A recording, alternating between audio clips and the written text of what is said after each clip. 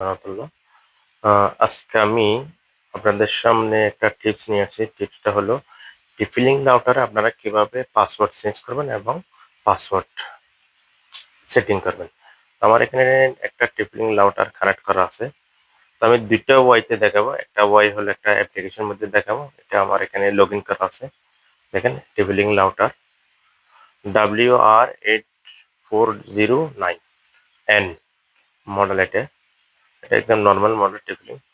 তো এটা যখন এটা এখানে আমরা প্রথমে বলছি কিভাবে পাসওয়ার্ড চেঞ্জ করতে হবে এবং পাসওয়ার্ড চেঞ্জ করবেন এবং পাসওয়ার্ড নতুন পাসওয়ার্ড দেবেন। তো আমাদের প্রথমে যেতে হবে ওয়্যারলেসে যাওয়ার পরে ওয়্যারলেস সিকিউরিটির মধ্যে দেখেন ওয়্যারলেস পাসওয়ার্ড এখানে দেখা যাচ্ছে। আসলে এখানে একটা আমি পাসওয়ার্ড লাগাইছি এই জায়গার মধ্যে দেখেন। এখানে আপনারা আপনাদের ইচ্ছে মতো ৬ অক্ষরের উপরে পাসওয়ার্ড লাগাবেন। লাগানোর পরে এখানে সেভ আছে, সেভ দিবেন। সেভ দিলেই আপনাদের কানেকশন চলে যাবে। আবার নতুন পাসওয়ার্ড দিয়ে কানেকশন করতে হবে। ওকে। এবং আপনারা নাম কিভাবে চেঞ্জ করবেন। দেখেন এটা হলো আমার ওয়্যারলেস নেটওয়ার্ক নেম।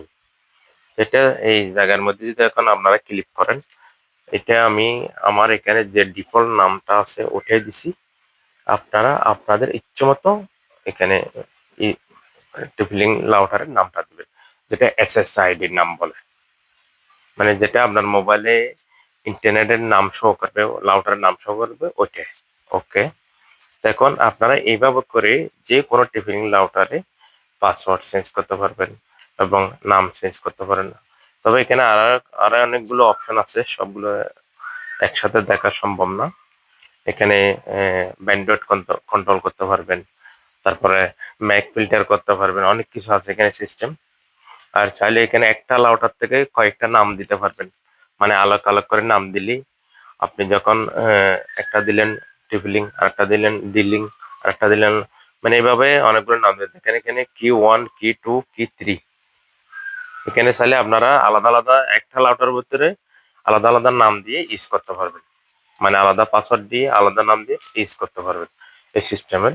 তো যদি আমার ভিডিওটা যদি ভালো লাগে থাকে আমার ইউটিউব চ্যানেল এবং TikTok ID, Facebook ID follow দিবেন। ইউটিউব আইডি অবশ্যই সাবস্ক্রাইব করে রাখবেন এই ধরনের ভিডিও পেতে। ওকে, ধন্যবাদ।